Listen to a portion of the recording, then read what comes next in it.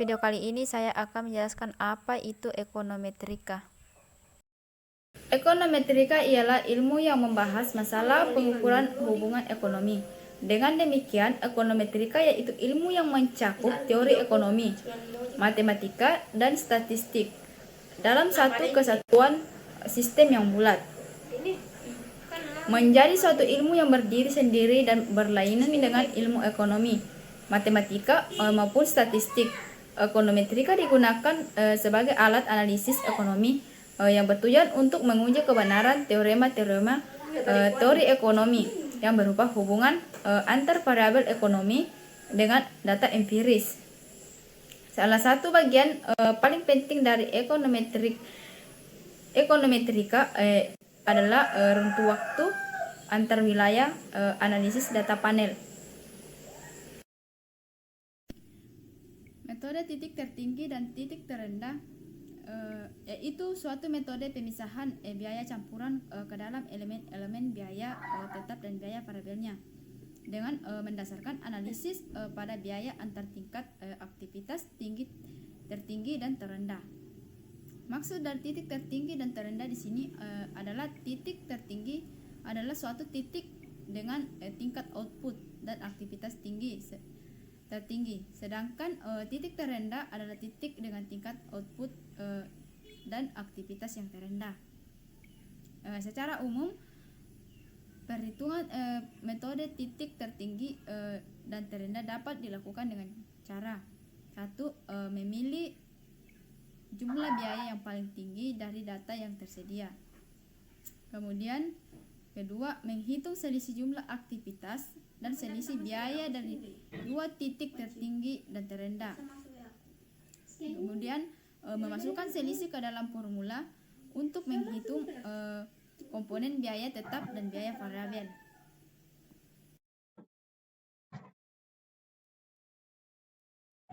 Uji asumsi klasik analisis regresi.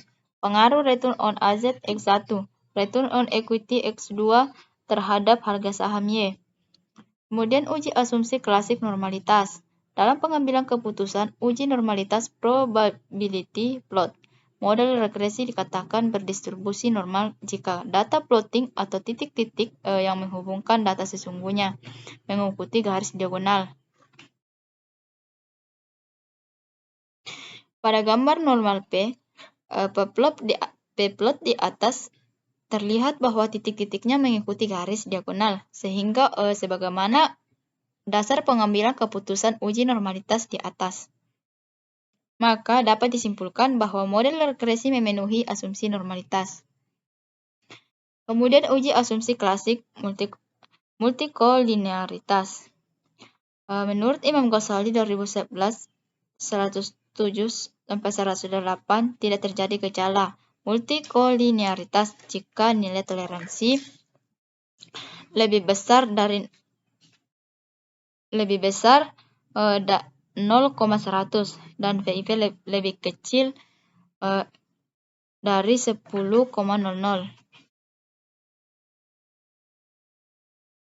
Kemudian dependen harga saham Y.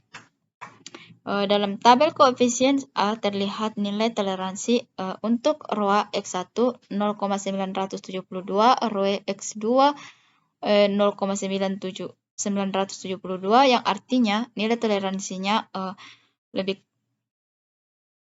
besar dari 0,100. Kemudian nilai VIP untuk ROA X1 1,028, ROE X2 1,028 yang artinya nilai VIP lebih kecil dari 10,00. Oleh karena itu dapat disimpulkan bahwa tidak ada multikolinearitas antara variabel independen dalam model regresi. Oleh karena itu, sebagaimana dasar pengambilan keputusan dalam multikolinearitas atau tidak ada gejala multikolinearitas. Kemudian uji asumsi klasik heteroskedastisitas. Menurut Imam Ghazali 2011 139 tidak terjadi heteroskedastisitas jika tidak ada pola yang jelas. atau bergelombang melebar kemudian menyempit. Pada gambar scatter plot, serta titik-titik menyebar di atas dan di bawah angka 0 pada sumbu Y.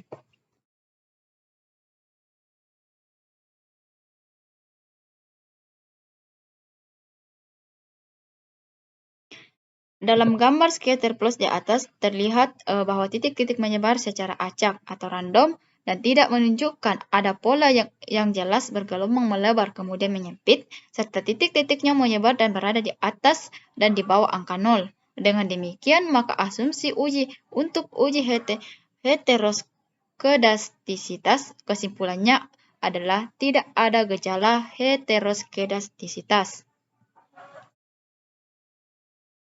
Kemudian uji asumsi klasik autokorelasi. Menurut Imam Ghazali 2011, 111 tidak ada gejala autokorelasi jika nilai durbin Watson terletak antara DU sampai dengan DU4 sampai dengan 4 DU.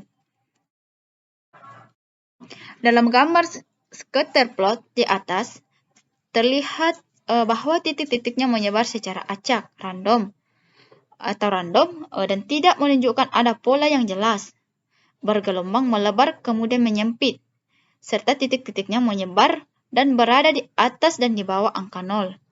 Dengan demikian, maka asumsi untuk uji heteroskedasitas kesimpulannya adalah tidak ada gejala heteroskedasitas. Uji asumsi klasik autokorelasi. Ulang lagi. Menurut Imam Ghazali,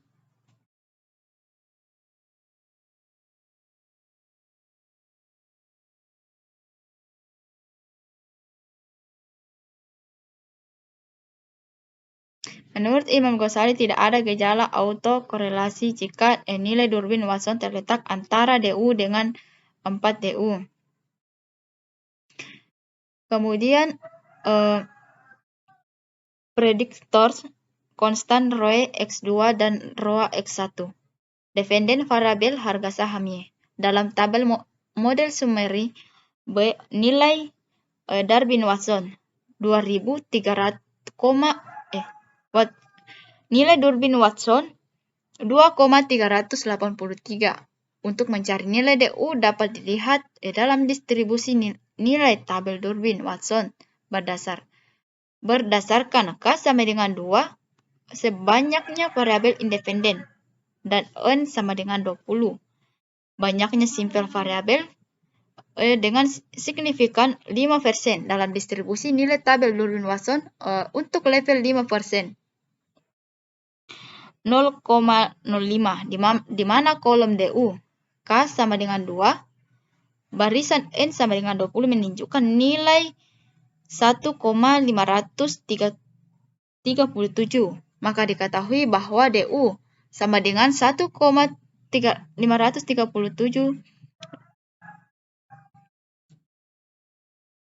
lebih kecil Durbin Watson 2,383 berkecil 4 DU 2,463 karena nilai Durbin Watson terletak antara DU sampai dengan 4 DU. Maka sebagaimana dasar pengambilan keputusan dalam autokorelasi dapat disimpulkan bahwa tidak terdapat gejala autokorelasi.